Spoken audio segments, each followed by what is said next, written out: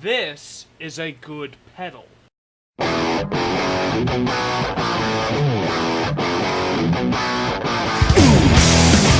Hello, ladies and gentlemen, Rock the Box here. I am here to talk about one of my favorite purchases and what is a good amount of distortion. This right here. Boo hiss, boo hiss, boo hiss. Shut the fuck up, you crybabies. You're a fucking idiot. You have a problem. Go see a professional. This is not a bad pedal. Unless you do that. See where all the knobs are? That's how you get a shit tone. You do that to a Marshall, you're losing your tone, and you're probably going to blow the shit out of the amp. You do that to a 6505 Plus, same thing. Chances are, you're not only going to blow out every bit of glass for the next conceivable 3 miles for the 6-second burst those voice coils are going to take before seizing up and destroying themselves, you're also probably going to fry the tubes. Now, I'm going to show you how to get a good tone, because these are well worth the money, and apparently are also a fairly good platform for modding.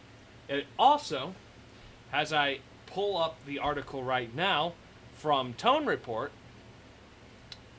has a buffer in it. Basically put true bypass. To quote Tone Report magazine, they say, let's see, start at that sentence. Simpler it means a stronger signal, and that is good. If you happen to be running more than 18.6 total feet of cable and all your pedals are true bypass, you're experiencing signal loss. You will likely not hear it if you're running right at 18.6 feet, but if you run long lengths of cable, you are likely to miss. You are likely missing a little bit and don't even know it. Luckily for you, every Boss pedal is equipped with a buffered bypass, which means there's a buffer in your signal chain, whether you like it or not. The metal zone is not immune to this.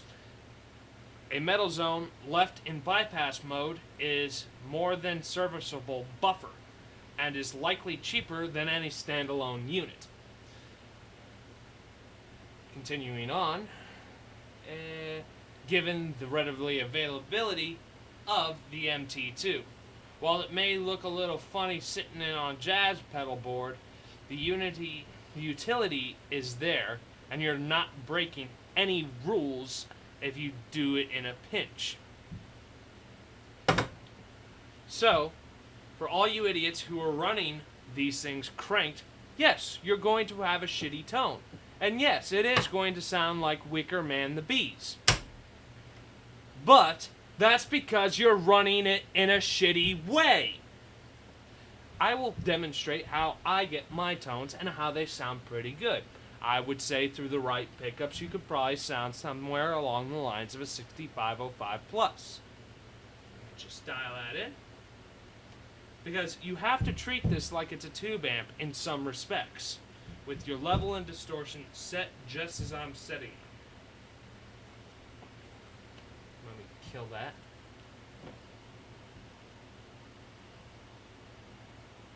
Just like that, and you'll get a good tone at a decent level.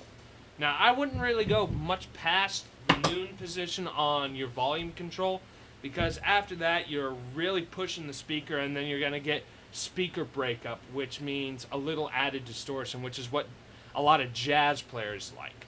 Needless to say, for the $100 that you blow on this, it's not that bad at sounding a pedal if you don't crank the shit out of it. It's a solidly built pedal, and it will gladly give you the absolute tone you want for a budget. And if you have a perfectly clean amp, case in point the PV, it's going to sound pretty good.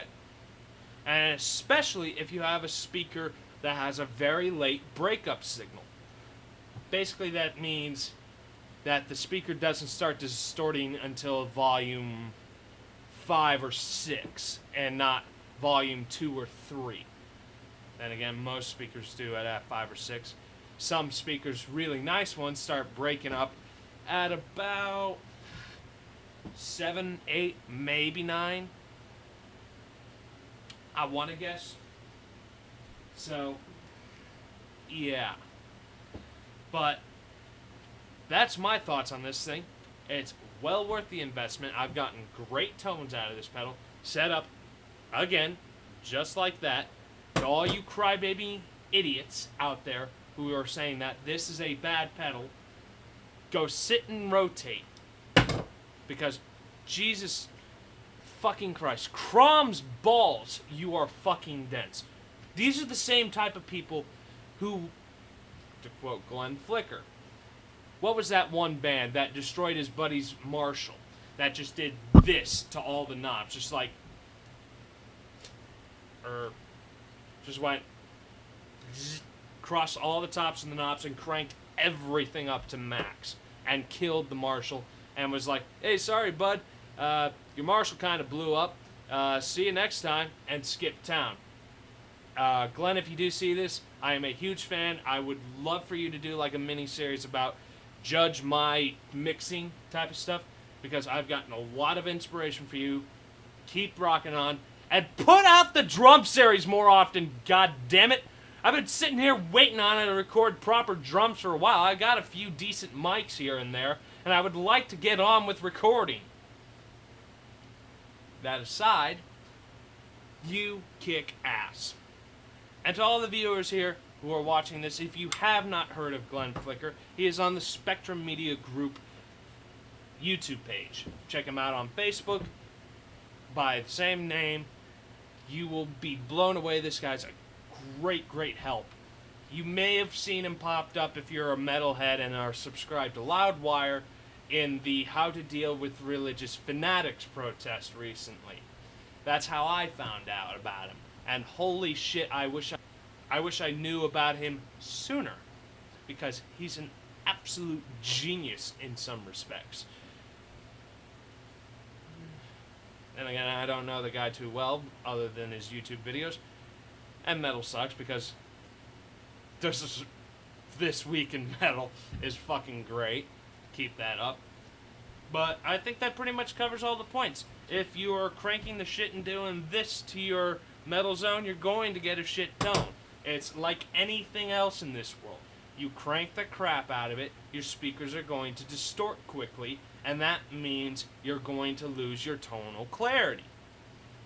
So, to all you idiots, please seek help, because you have a problem.